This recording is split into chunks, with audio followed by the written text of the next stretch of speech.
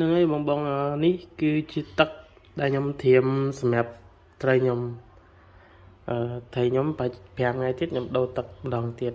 ព្រោះទម្លាប់ខ្ញុំមុននឹងខ្ញុំដូរទឹកត្រីខ្ញុំត្រូវយកទឹកមកទុកហើយដាក់លឹកឆាត់ដាក់អំបិលត្រៀមសម្រាប់5ថ្ងៃមុនដូរទឹក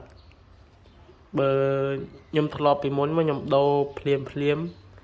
ត្រីខ្ញុំឡើងសងខ្លះបាសជើងច្រងអញ្ចឹងខ្ញុំកែប្រែវិធីសាស្ត្រក្រោយមកបានត្រីខ្ញុំបានគ្រាន់បើវាលែងពុលទឹកព្រោះទឹកនៅពេញវាមានជាតិខ្លោ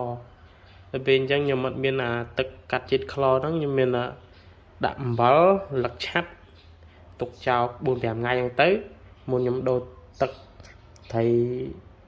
ពីកែវចាស់ទៅថ្មីវិញអញ្ចឹងហ្នឹងមានតែប៉ុណ្្នឹងឯងបង